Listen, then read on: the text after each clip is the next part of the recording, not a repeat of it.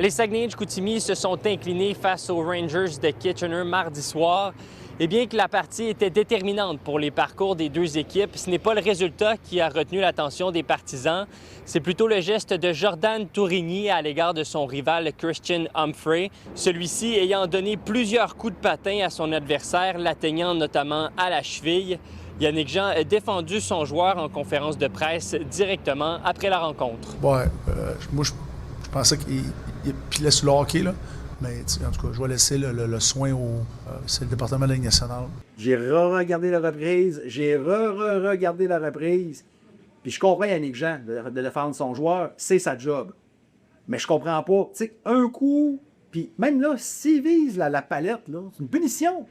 Tu peux pas faire ça. Écoute, le coup de patin, effectivement, c'est un coup de patin. Le monde, écoute, sur les réseaux sociaux, puis Yannick Jean, il a fait son travail, il a défendu son joueur, probablement qu'il visait le bâton, mais éventuellement, il visait pas le bâton. C'était le patin, puis je pense que les arbitres ont accordé ce qu'il avait accordé. Tourigny sera suspendu pour ce qu'il reste du tournoi de la Coupe Memorial.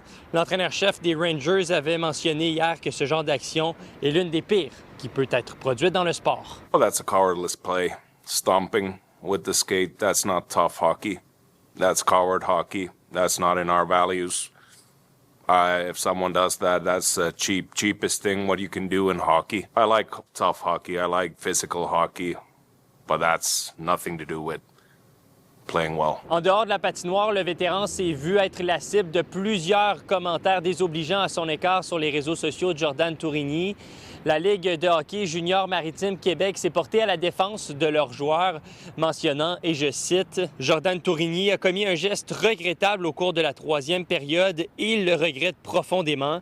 Cependant, la haine, les menaces et les messages violents qui lui sont adressés sur les réseaux sociaux n'ont absolument pas leur place dans notre sport ni au sein de notre société. Les joueurs de la LHJMQ sont âgés de 16 à 20 ans. Ils méritent respect et soutien, même dans les moments difficiles. » Si les Silvertips l'emportent, les Rockets sont éliminés et les Silvertips affronteront les Saguenayens en demi-finale. L'affrontement attendu entre les Silvertips et Kelowna mercredi soir est déterminant pour le parcours des Saguenayens-Chicoutimi puisqu'il déterminera si ceux-ci devront jouer un match de bris d'égalité ou accéderont directement à la demi-finale.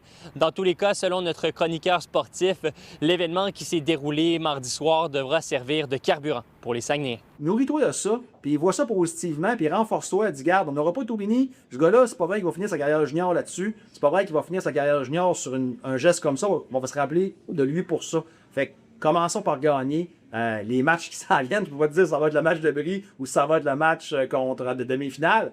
Mais non, au contraire, nourrissez-vous de ça pour vous motiver, je sais pas, pour au moins un match après son. À Saguenay, Louis-Mathieu Corneau pour Nouveau Info.